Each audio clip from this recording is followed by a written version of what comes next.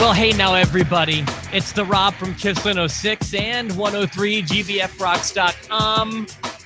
Finally reunited with my tag team partner in podcasting, Das Wunderkind, Jerry Valeri. Good morning, Jer. Good morning, Rob. It's so good to be back with you. Touch me through the screen. Just touch me. It's like we're in prison. It's like that prison hand touch. That's good. I needed that. That's the most action I've received in a long time. Yeah, well, you're married now, buddy. That's what you get. Hey, listen, before we get started, why don't we wish the Post-to-Post universe a happy birthday? I mean, double birthdays. We've got Steve, who's always got our back. And happy Mike. Happy birthday, Steve. Yeah, happy birthday, Steve, and happy birthday to Mike. Really two of the, just the core of the Post-to-Post post show and the universe and buddies of ours. And absolutely. And I love every time I'm in Evansville and I get to see those guys. They're so much fun to hang out with. And also, those two interact sometimes more than you and I do on the Facebook page. Like, they keep things going when I'm not dealing with it. No, yeah, right? I understand. For some reason, my phone's stopped alerting me when someone interacts, and I don't know why it did that, but I have to just go and check it on my own now, and sometimes I do forget. So mine alerts me, and so I really like it. But if we ever do a show or a recap or a predictions episode especially, and those two don't give their predictions, I get a little pissy. Fair enough. Fair enough. They're the ones to look forward to the most, I feel like, because they've always been there. And they're unapologetic about their opinions, and they don't just agree to agree. Yeah, that's important. With us. Yeah, so it's good. But yeah, glad to be back from vacation. I need a vacation from a vacation. I may have some unapologetic opinions to make later on in the show, but how was your vacay? It was good. We went to Florida, and a couple of the days we went to Universal Studios. Oh, nice. So that was awesome. You know, like the Kong ride was great, and Spider-Man, and there was the Minions. But it's really known. They butter their bread on the Harry Potter, the Wizarding World of Harry Potter. Really? You're not a big Harry Potter guy, are you? On a scale of 1 to 100, I'm a 0. I've never seen Harry Potter. I have no interest in Harry Potter, but I do love Universal. I've been on the Kong ride, Kongfrontation. I loved Universal Studios anytime I've ever been there. The Kong ride is new now. It's the Reign of Kong, and it's based on the new movie, and it's really great. So you would like that. The Wizarding World of Harry Potter, if you do like Harry Potter, it's absolutely perfect. It's perfectly done. It's magically done. It's wonderful, and it's in two different parks. You've got Hogsmeade, you've got Diagon Alley, and then without explaining it all to you, Rob, in great detail, there's this part in the movies where Harry goes into Ollivander's wand shop. And there's this old guy, and the wand chooses the wizard. And my kids are reading the Harry Potter books, and they are way into Harry Potter. There's this wand encounter. You go into this authentic-looking old wand shop, wands all the way to the ceiling, very goofy, and there are like 50 people standing around all huddled in the corner in this darkly, dimly lit room, and the wizard comes down, and he goes immediately over to somebody, well, you're here to get a wand today. And he goes right over to Evan. He goes over to my son. It's his birthday. He's wearing a big birthday pin, and he pulls Evan up to the table. Now, Evan's part of the encounter. And he's like, we're going to find a wand for you today, young wizard. And he pulls one out, and he's like, now ring that bell. And Evan, who does the thing? And the bells all go crazy, and one bell explodes. That's not the wand for you. That's bad. That's a bad wand. And then they do another one where the lights blow out. And then he's like, could it be? Just like in the movies, could it be? Remember, you'll never have as much success with another wizard's wand. Evan, the wand chooses you, Evan. And he pulls this big wand out, this big box.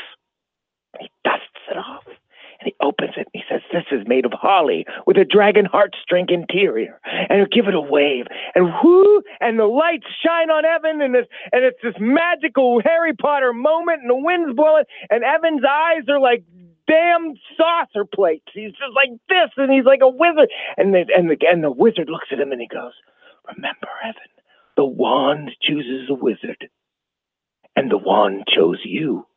You are now a wizard, Evan.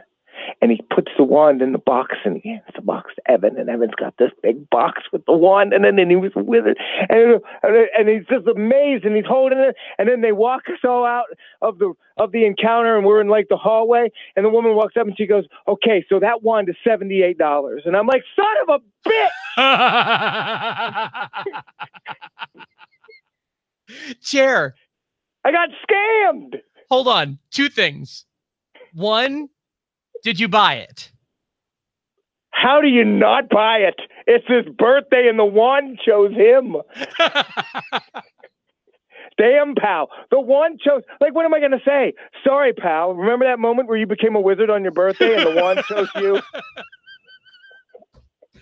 Jer, oh my God. You have such a way with a story. And I know you'll take this as the compliment that it's intended to be. You are Artie Lang-like in the way you tell a story. Thank you. I appreciate that. Now, if you'll excuse me, I'm going to go do some heroin. This could have been your son's version of when Sid tried to hose your dad for $20. But you didn't let it happen. I didn't let it happen. No, absolutely not.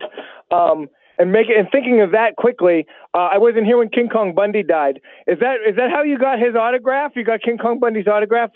My brother sold him cable. Yeah, yeah, that's or something like, or went to work on his cable or something. I don't know. My brother worked for the cable company when he was on a job. I believe he went to KKB's house. It was either in Jersey or PA at the time, and for my birthday or Christmas or something, he framed King Kong Bundy's autograph for me. My first wrestling autograph ever. Well, I met George the Animal Steel once, and Enzo Amore would say that's the same thing, really. Yeah, you missed a fun week, Jared. I'm not going to lie. Yeah. Well, so I did, and I missed all the wrestling. So last night when I sit down for FastLane, imagine my surprise when there are some things going on that I didn't. What's an example? First of all, a lot of things caught a lot of people. There were a lot of matches we were either unaware of or got changed. But what was something that jumped out at you as being surprising? So the Becky Lynch thing, like I didn't realize that. And then hey, I guess Dean Ambrose is cool. The Shield's back. Yep. That was a big shocker. I'm assuming they reunited on Raw. Yes. And then the Becky Lynch stipulation to be in a triple threat, I was like, well, that was coming down the road, but that hadn't happened. I think the most disappointing surprise I received, and it's shame on me for having dreams. Shame on me for fantasizing at all. R-Truth was not U.S. champ, and I was like, son of a gun. I feel like I wrote that better than they could. Well, WrestleMania hasn't happened yet. We don't know what's going to happen with R-Truth or John Cena at this year's Mania, but you have a lot of people on board with you, Jer. That R-Truth Cena thing would have been a lot of fun, and he was doing it again last night.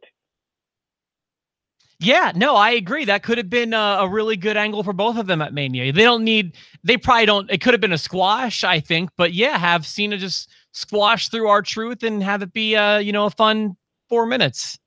So let's get into the pay-per-view. I mean, I watched it, and I'll go ahead and say that like I enjoyed it, and I watched the whole thing, and I have some opinions. But it sounds like you have a lot of opinions and some strong ones. Yeah, I'm brimming over with opinions and strong ones too. I also watched the show. I gave the show a lot of focus last night. In fact, I even was trying to do thank you notes, which I do during wrestling just because there's so many hours in the week to do it. But sure. I kept finding myself, I'm like, after this match, and I only got 3 done last night because that was during the Becky Lynch, Sasha Banks. I'm sorry, the Sasha Banks Bailey tag matches. I don't care about that. Which wasn't all that long of an experience anyways. I genuinely enjoyed last night's pay-per-view so much, and the reasons why are so consistent with what I've always said I like in pay-per-views. Eric Cornish wrote something on our Facebook today, and it was kind of hand in hand with what I thought last night. I was watching it, and I felt like I was watching an Attitude Era pay-per-view, and it was refreshing. It was booked so much like an Attitude Era pay-per-view. Especially with the Kofi Kingston stuff and the accidental, and the surprise screw job in the middle and all that business. There was so much story packed into this pay-per-view. That's been my biggest complaint about these, I'll call them network era pay-per-views, is if you missed one, I mean, unless it was a WrestleMania or a SummerSlam or a Rumble or whatever, you didn't miss much. And isn't it ironic that the pay-per-view that delivers this was the one we both thought was completely unnecessary? And maybe it's because I had super low expectations, but I thought that for the most part, every match was great. I thought that they crammed so much story. I mean, every match had a purpose last night, and I was just really, really happy with it. I really enjoyed it, and I thought they kicked it off the right way. That tag match with Miz and Shane against the Usos, I didn't know it was going to be in Cleveland. Man, that was perfect face time for Miz. Like he was over as a baby face like I don't think he's ever been before. I was thinking to myself, I'm like, the crowd is so hot, it must just be for Miz. But that crowd maintained that level of excitement all night long. What did you think about the this is boring during the Kofi thing when they were just beating Kofi's butt? I think they were just being spiteful. They were mad. I think that was their way of trying to get, get Kofi over, I guess. Boy, and was Kofi over with that crowd all night with the Kofi chants? Oh, dude, I was just so happy that like they made changes on the fly, even though I think a lot of it was due to what's the word I'm looking for? They didn't bad planning. It was a victim of poor planning. They made those calls that I thought were really good. I mean, between like every match, you had a story segment. Yeah, you sure did. I loved the Shane turn. We saw it coming. Yes and no. It was like once the match ended, I was starting to get like, man, they're not going to do it. Man, they're not going to do it.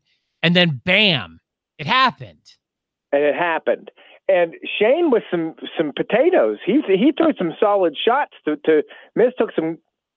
I mean, Shane's got 4 moves. One of them's an arm bar, one of them's a coast to coast, one of them's the elbow through the announce table, and the other one's a punch to the head. The other one's an arm bar. Yes, that was ugly. That was an ugly arm bar that Corey Graves tried to pass off as a triangle, and I couldn't stop laughing. I was watching it with Brittany. I'm like, what is that? And she's like, I'm not sure. I'm like, I don't think that even hurts. He would have been better off just leaving him laying from a couple of punches. But I gotta tell you, I genuinely thought it was a great way to get the night started, and all 4 guys did a great job. Right, and everybody had a story. Everybody the whole night, even Mandy Rose. It looked like we were going to have 2 teams break up back to back because she and Sonya Deville, they're teasing some tension there. Asuka got a win, and Mandy Rose looked good. Not only that, dude, I thought that not only is she looking good, she had me convinced that she fell by accident last night. And then I saw some replays, and I think she was working. She sold that so convincingly. And then she said the way that she kind of like, especially because she got up and started running again into the Asuka kick. Yeah. It was just have Brie Bella do that spot.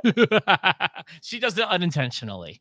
She trips on the thing and does a suicide dive right outside the ropes. It's like Mandy is really coming into her own, I feel like. But you're absolutely right. When you look at the way that it's all set up with the tag match, and then you've got the turn on the Miz in Cleveland with those Cleveland is awesome shirts that everybody loved. And then, so there's story. And then you have Mandy Rose, and then you have story at the end of that. And then you cut right to the New Day waiting outside Vince McMahon's office. And Vince McMahon gives them the triple threat, but the New Day's banned from, and it sends Kofi down to the ring, and then it changes, and here come the bar. heels extraordinaire. They were perfect for this. It was just so Vince Russo. It was just so Attitude Era. It's really getting Kofi over. It's working. And I was just like, God, bravo. Bravo. When, not if, but when Kofi wins at WrestleMania, people are going to lose their minds. They're going to lose I don't know minds. that he's going to, but I don't. Can we agree that he's going to get the match? I would like to think so. Yeah. I would like to think so as well. And then we go to the next match, which is like, I don't like triple threat tag team matches because the way that the tags have to work, I would never tag in another team. I would just stay in and try to win. But that match was great. That was so much fun to watch. Everything was great. I agree. Aleister Black and Ricochet, I didn't think they should win. I thought the Revival should keep it. And they didn't, but they still looked strong as hell. Everybody in that match looks better after the match than when they went into it. It was a good match. Yeah, no, I agree completely. I thought that also Chad Gable stood out as belonging. And I mean, everybody really, they just did such a great job. Ricochet he might be my favorite on the roster. He's so much fun to watch. Yeah. He's just flipping and flapping all over the place. This guy's insane. And then you have the fatal four-way for the U.S. Championship. I don't think that match was announced, was it? No, well, it was only announced earlier that day, okay, which was great because I didn't want to see Rey and Andrade on the pre-show. Was that where they were going to put them? Yeah, they had already announced that as the pre-show match. That makes no sense at all. I know. Ray did what Ray does, put everybody over and lost the match, but he still looked great. I thought Andrade did that one dive Andrade did where he's like barrel rolling in the air. I was into that whole match. And I even thought for a second they had me wanting to see Zelina versus Carmella. Put that on the pre-show, pal. I'm okay with it. Yeah, put it on the WrestleMania pre-show. I'm with you. Now I will say this. Because we're throwing compliments. Praise extraordinaire. Yeah. Now we get to the women's tag title match. Okay. Good match. Great story after the fact and all of that. But there isn't six people in that company that I care about less than Bayley, Sasha, Tamina, Nia Jax, Natalya, and Beth Phoenix. Like those six, like I could do without it. It was good though. Look, let me tell you, we've talked about David Otunga's, we've talked about Byron Saxton's, we've talked about who's the guy from NXT you had a few with, Rich Brennan. Rich Brennan.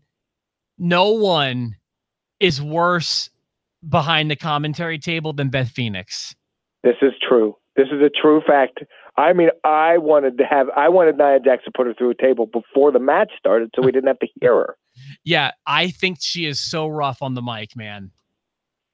I hope her phone broke. That's what you hope? Did you see that when Tamina cracks her phone falls, Beth's phone falls out of her pocket and it's laying on the mat outside the ring while all that craziness is happening, and I just hope somebody stepped on that iPhone 10. I'll be honest, I was kind of doing my thank you notes. I had to get some done last night. Yeah, I kind of missed that, but I can go back and look for it or whatever. That was the spot to do it. I think Tamina stepped on it on purpose. I think that it was a rib. I think they broke her phone on purpose. So, and I don't really need. I mean, if this is building to a WrestleMania thing, there's already rumors of Lita and Trish wrestling for the women's tag team titles. I definitely don't need Beth Phoenix back. I don't need her. Beth was probably the best woman wrestler up until women started wrestling, like, as they are nowadays, up until the Divas Revolution or whatever. Right. But I don't need it right now. Don't need it right now. Well, I'd rather, if you have to pick with that or the announce desk, buddy, put her in the ring. I suppose if you position it like that, I got a gun to my head and I got to choose. Yeah, the less talking, the better. You know what I'd like? If kind of like the reverse Mystery Science Theater 3000, instead of like taking these funny people and having them watch and commentate on bad movies. Take your favorite pay-per-views of all time, the WrestleMania 17s and all that business, and have David Otunga and Beth Phoenix call them. I thought you were going to say have us do it, but that makes more sense. No, I either want it to be absolutely amazing or as bad as it gets. You and I are the same way with that, and I want to see that train wreck over and over again. Let's see. After that, by the way, I know that there's been like Elias's sprinkled throughout. The next thing I have on my run sheet, McMahon. They go back to Shane McMahon, who won't explain it and goes back into the McMahon compound. I mean, just little backstage snippets, just enough going on. It felt like Russo was booking it. But in a good way. I don't know. Like that's what I have been missing from these pay-per-views is the actual important things that you need to see that make these shows must see. Yeah. A lot of times you're just missing great wrestling. And this next match had great wrestling. Oh boy, did it. And it even had I think changing the match to include Mustafa Ali was a really smart decision. Helped him get over, and hang with the main eventers. Even though do you think it hurts him a little bit though? Because at this point, anybody other than Kofi is going to get anti-Kofi heat. That's what Cornish was saying in his message to Facebook, but I don't think that anybody looked weaker coming out of that match. If you want me to be totally honest, now feel free to disagree. No, I mean, I thought it was curious because they did, and they even brought it up that they met. I think it was Graves that mentioned it, that normally Mustafa Ali would have this crowd behind him like crazy, and they're not responding for him at all because they just want Kofi.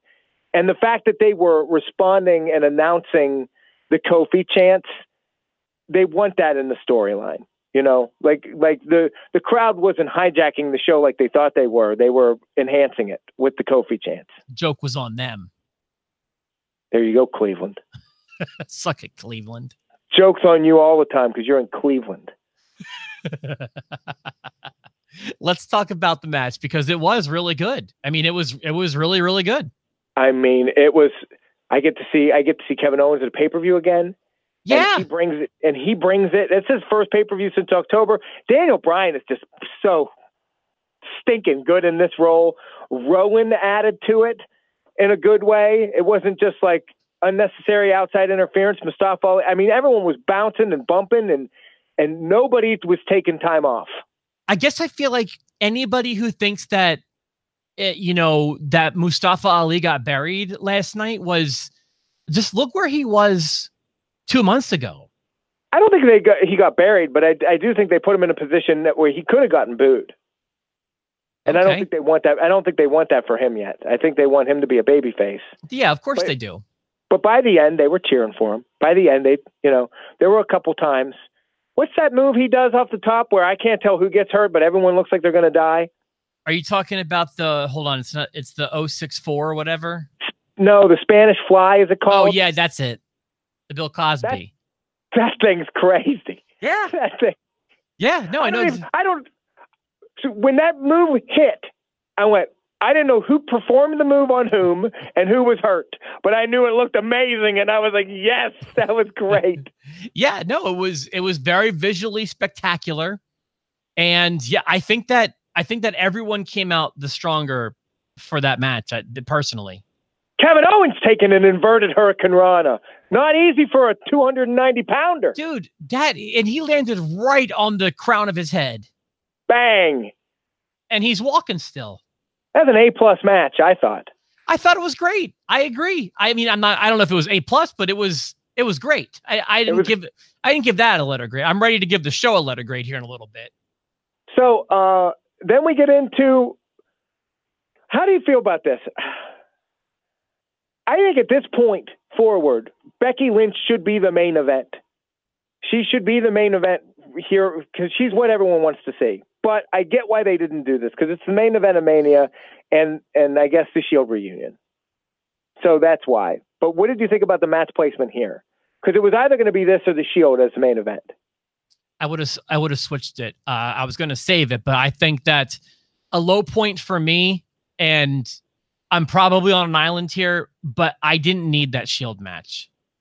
No, because it's the Shield versus Baron Corbin's mid-card of destruction with those guys. It's like, yeah, I don't. I mean, I like the Shield and all, but you're ignoring the last 8 months of writing. You're ignoring the Dean Ambrose, Seth Rollins stuff. I don't know I don't know what the hell happened on Raw to bury that hatchet so quickly, but they just did. They just ignored the story that they've been going with and changed directions. I mean, here's the thing. Every time they would remind us that either Ambrose is leaving or this is the last time we'll see the Shield together, I became more and more sure that this is just a well done work. He may be taking a vacation. Travis is agreeing with you. Travis thinks it's for real. I am telling everybody it is a work. When have you ever heard them ever acknowledge someone leaving to this extent ever? Well, and it's got me changing my mind a little bit.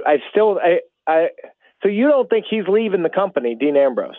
It might be some sort of planned hiatus, but he's not going anywhere else. I'm telling you, he's staying right with WWE.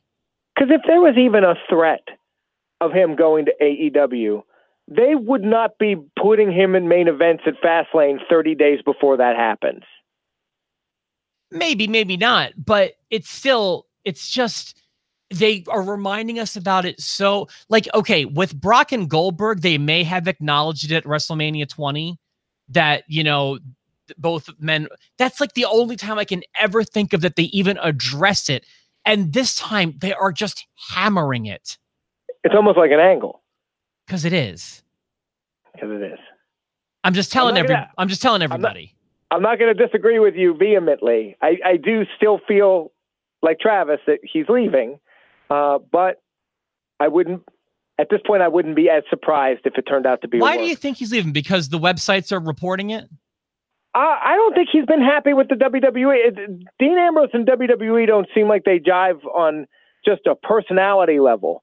Like he seems like the kind of guy that would leave to me and just do something else. He seems more of like I'll make my money. I'll make the same amount of money on the indies and work less. Dude, he's been on every Raw, every pay-per-view. Where is he going to go to make more money? You know that the landscape's changing a little bit. And so he could probably make more money because it sounds like AEW is doing a lot like what Eric Bischoff was doing there for a while and just rolling up the money truck.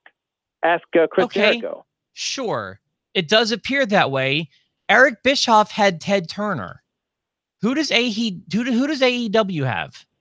They've got that billionaire that owns the Jaguars and all those other companies. And they're billionaires. You think that guy is just going to start writing blank checks? I don't know that. I'm just saying that, that's what everyone's saying. So basing it off of that, I mean, I have as much, I'm not in any of these meetings. I have as much information as anybody else, but I do feel like this would be the time that Dean Ambrose would go. I don't think he's liked how he was being used a lot.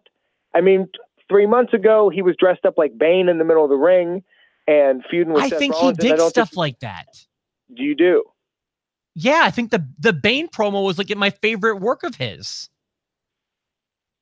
It was so different and memorable, and I think it's all just to work. I don't even think he's upset. But the more they keep working it like they are and talking about it the way they are, I tend to lean towards you. Okay. And agree with you. I just wanted to be known that I've been saying this long before. I've seen one report that says this has got to be a work, but I'm telling you, even before that, they never do this. But I can do without the Shield. At this point, I can do without the Shield. Listen, they did what they're supposed to do with these factions. All right, it worked with the Shield. It didn't work with the Wyatt family. Not as well, anyways.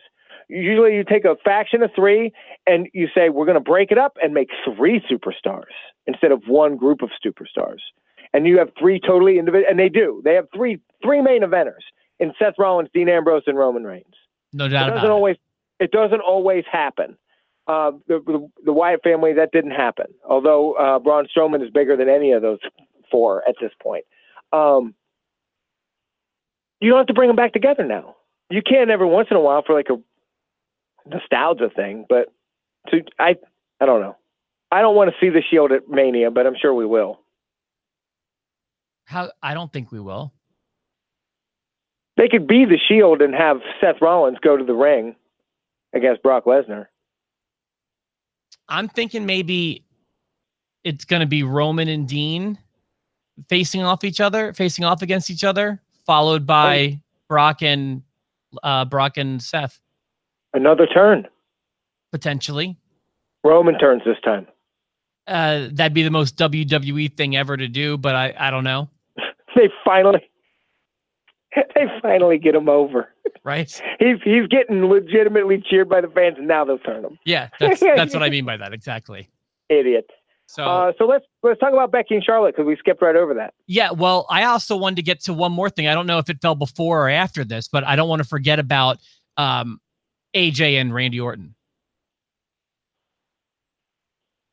You know it's a busy night when that can almost get slipped through the cracks. Yeah, right. There was so much story crammed into it that's what I'm saying. That's what I loved about the show last night. Was it felt important. It felt like if you would have told me you didn't watch the show last night, I would have been sincere in telling you missed a lot. That's what pay-per-views are supposed to do. Phenomenal forearm out of nowhere. Yeah, and obviously that's giving us our direction for those two at Mania. Love it. You're letting me know what's happening for Mania. It doesn't seem so haphazard now. It's also a match I can get into. I'm going to be honest with you. Because a week before FastLane, we had no idea what anything was going to happen at FastLane or at Mania. No ideas. Mm-hmm. And now we know Miz and Shane, AJ and Orton. You know, there's a lot that we now know that we didn't know prior. A lot of options with the U.S. title and Samoa Joe. A lot of options with Andrade and Ray. I think they'll finally have their match. Probably have. I mean, who would have thought when we were talking about when Daniel Bryan won the world title and we were talking about potential WrestleMania opponents for him? The only thing I could think of was AJ Styles, and who would have thought it was going to be Kofi Kingston? You could have given me 7 guesses, right? And I would have started guessing guys we hadn't seen in a while. I would have guessed Kevin Owens and Bray Wyatt before I ever John Cena, you know, before we get to Kofi Kingston. Big E makes more sense 7 weeks ago than Kofi. You're right. If you had said it's a New Day member, I would not even have said Kofi Kingston. That's what I'm saying. So it's just like, you know, I just thought that, man, I'm not endlessly praising. I told you I did not care for the main event or the women's tag. But everything else I was a big fan of. And my biggest praise, aside from it didn't go over, it ended like 20 minutes early, which thank you. I appreciate that. The writing was so good last night. The writing, the way the show was paced, the way the show was written, which match went where, which angle went where. I was so content with the show last night. The only thing we would have switched, and we are unanimous in this, is we would have put the women last. I didn't even need that main event, just to be totally honest. Right. But, and then, so let's talk about the one match we haven't even talked about really is Becky Lynch and Charlotte. And it wasn't much of a match. It was turning into the old Bret the Hitman Hart special where she's working the leg. She's working that leg. I loved the way it ended. I loved that Rhonda took it upon herself to make sure that Becky got in at Mania. I loved it. And now Becky's in. And now it is a triple threat. You were right about that from the beginning. I was hoping that they were going to take that away, but it's going to be a triple threat, and it's going to be good. There's no way those girls don't deliver. Yeah, I still prefer a one-on-one match, but you're right. It will be good. Do you think they're doing this a lot for, they don't know if Rhonda can carry it? So these two will do a lot of the work. I think Rhonda's proven that she can do pretty well in the ring. That's not the first reason that's jumping out at me. I think that they have I think that Charlotte is who they feel is the star. And I don't disagree with that. I still think in the ring, and as far as actual ability goes, Charlotte is the best woman to ever step between the ropes, in my opinion. So in 20 years, when she's inducted into the Hall of Fame, they want to be able to say she was the first woman to main event Mania. I just think they want to keep her hot. And having her be in the first women's main event of WrestleMania, having her in this, feud, I think benefits them. Because I don't think Becky is a flash in the pan either. I don't either, but I think that she doesn't have it the way Charlotte does. Becky's got the character down pat, man. Like, Becky knows what the crowd wants to hear, knows how to get the reaction she wants, knows how to execute that character expertly. But I think that Charlotte is more what I look for and maybe what the company looks for in the face of the women's division. It's going really well, and I really like this feud. I had not looked at a lot of wrestling while I was on vacation, but the little bit that I saw, a lot of people are making a big fuss about, and I didn't even see them. I guess Ronda Rousey's shooting on, like, she's shooting. I'm sure it's a worked shoot, but she's shooting on fans and how fake it is and breaking kayfabe and blah, blah, blah. I don't know enough about it to give an opinion. I'm curious what you think of that whole thing. At this point in time, I don't know. I know about as much as you do. I've heard it. I've been behind on my news too. When I get more info, which might be tonight, I'll be happy to comment on it. Because, I mean, she's trying to get over as a heel. That's all. She's just doing heel stuff. I thought last night she was getting over as a babyface. That was the cool thing to do, to put Becky in the match. Put Becky in. I mean, it's all working for me. Now, I can't wait to get your grade. I had a grade going into it, and I'm not going to change my grade that I had when we started this podcast.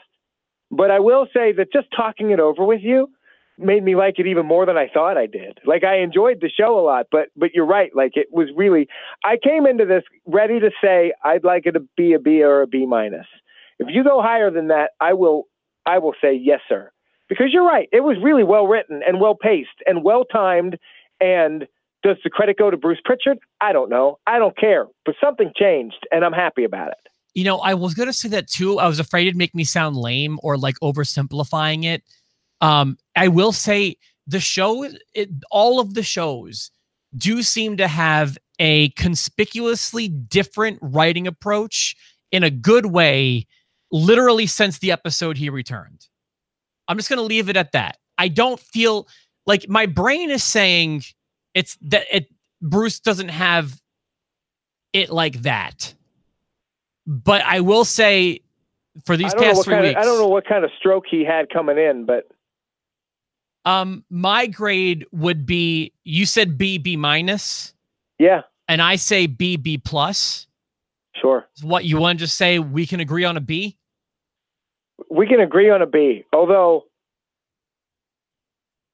I won't be shocked if we come back to this and give it a higher grade at the posties. Well, what do you mean by that?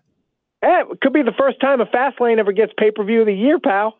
Yeah, I feel like if this was the last pay-per-view of 2018, it probably would have been pay-per-view of the year. I've enjoyed it more than any other pay-per-view this year, and I enjoyed it more than a lot of the pay-per-views last year. Yeah.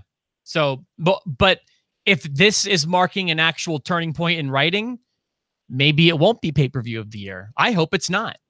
I hope it's not. Mania will be Mania. Mania is Mania. They'll write it the way they write it, and it'll be 18 hours long, and we'll just have to deal with it, but it'll still be freaking crazy. That all factors in. If you give me 6 hours of awesome, I'm not complaining about the length. Okay. If you give me 8 hours of Mania, even if it's awesome, it's too much for me. I said 6. But it won't be 6. I know. It's a 2-hour kickoff show. I also feel like the average person watching it may not have appreciated it as much as we did. I'm curious to see if people think we're giving it too much credit. Yeah. Do you agree with us, or are we being too friendly with the FastLane? I think we liked it more than Eric did. I haven't talked to Eric about it, but I got the vibe he wasn't digging the writing for some reason. Well, if somebody writes it, that pay-per-view last night looks like Vince Russo booked it.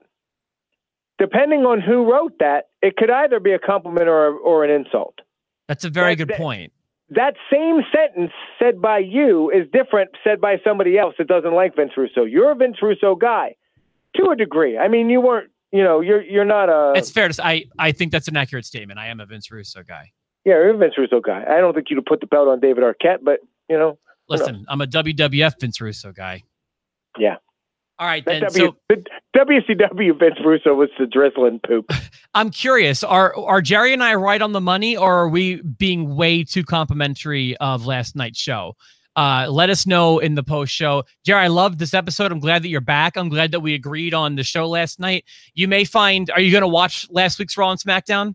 I probably will not. Okay. I'm all caught up. I can't imagine they're better than the pay-per-view last night, so we're good. Yeah, I just say if you are, you might be in for a little bit of a treat because it has seen like I said, I don't know if it's a Pritchard thing, but there's been a very pivotal change when it comes to writing. So I'm curious, so we see what you think. But either way, we got Raw tonight, so we've got 2 more episodes this week to get to, and we will get to them tomorrow and Wednesday. So come back and join us on Post to Post. Let us know what you thought about this episode and our thoughts on the post show. In the meantime, happy birthday, Mike. Happy birthday, Steve. Welcome back, Jer. Happy birthday, Jake the Snake. Hey, whose wrestling birthday is it for real? Pitbull number 1, Gary Wolf. Happy birthday, Pitbull number 1. Why did I think Gary Wolf was Pitbull 2? I don't know. He was Pitbull number 1, and that's the only one. We have to wait till tomorrow to say happy birthday, Mae Young. Happy 111th to Mae Young. Born in 1923, that old bat.